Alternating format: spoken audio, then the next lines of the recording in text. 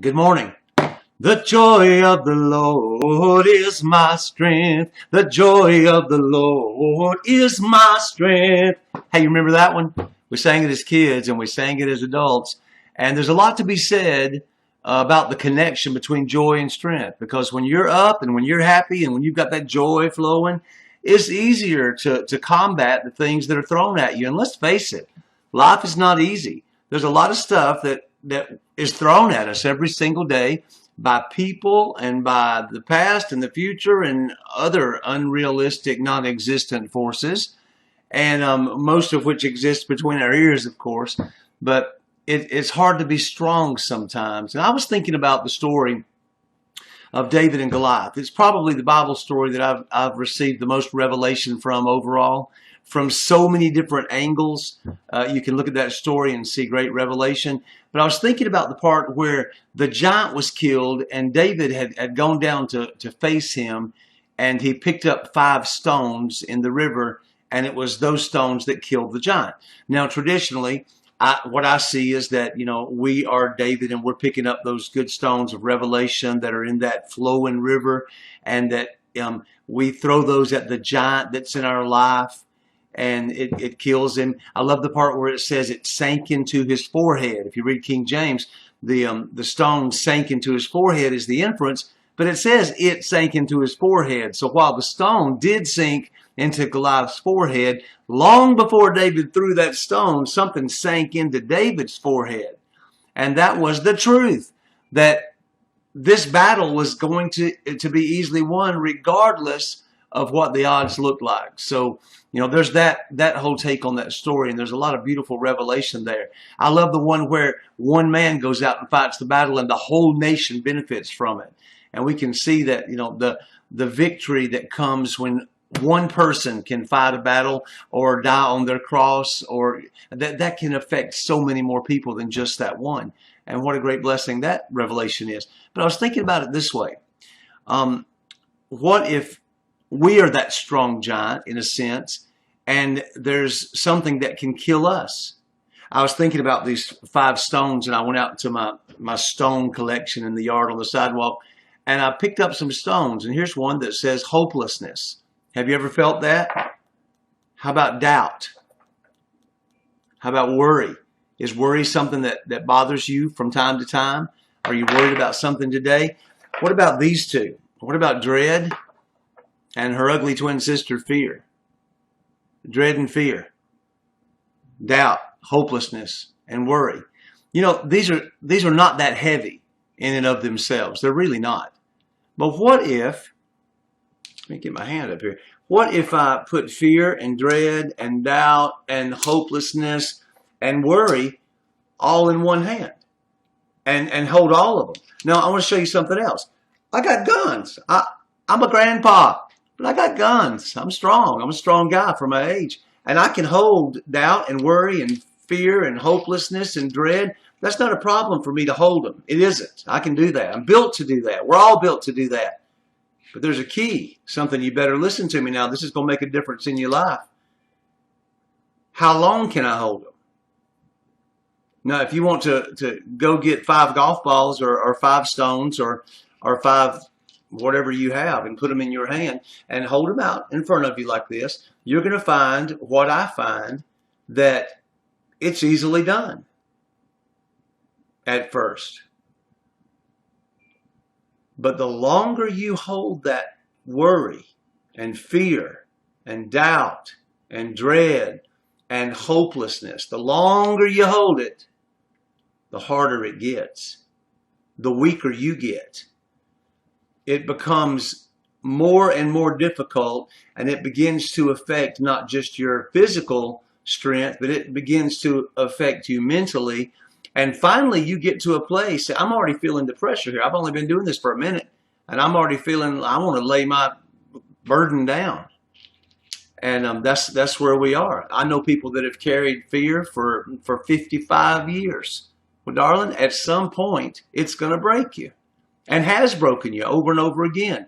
Dread of things that might happen, hopelessness because of something that did happen, and all these weights that we carry around.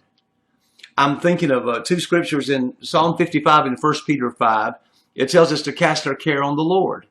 Well, that's the take that David and Peter had on it.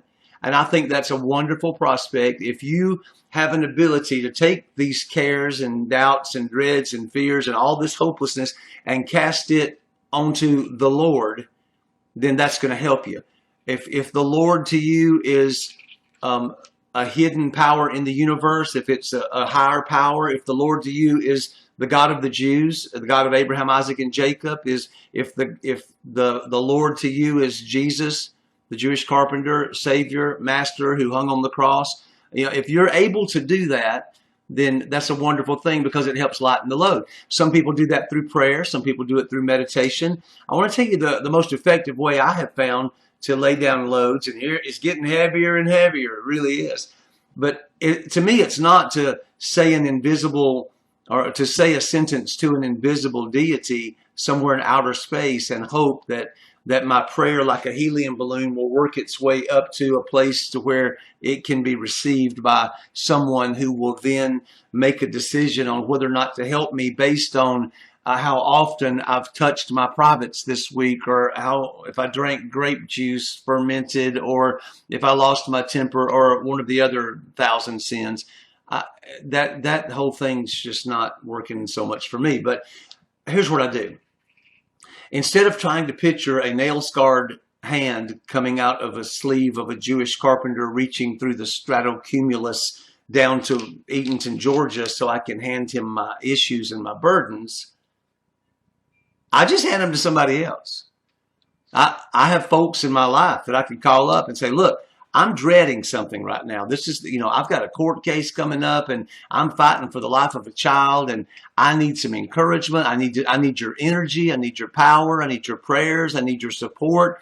I need for you to let me know that this is going to be okay. And I might not believe myself, but I might believe you. So I'll give that to somebody that I trust. If I have hopelessness going on, I know some folks I can call that can remind me of some hopeless situations that I have been in and made it through. And the reminder of that, even David rehearsed his past victories, before he fought that giant. He thought about a fox and a bear and, different animals that he had defeated in the past. And that helped him. Wow, this is getting heavy. Heavy. My hand's trembling. Can you see it tremble? How do you cast your care? Put up a post on Facebook and, 11 people will say, send in good vibes, send in good prayers, send in hope, that helps. Now, there's not some machine in the sky that's weighing how many people pray for something. That'd be works. There's no deity sitting anywhere on any throne in any outer space waiting to see how much you pray for something to decide whether or not to answer the prayer. That's works, and that's ridiculous to believe something like that.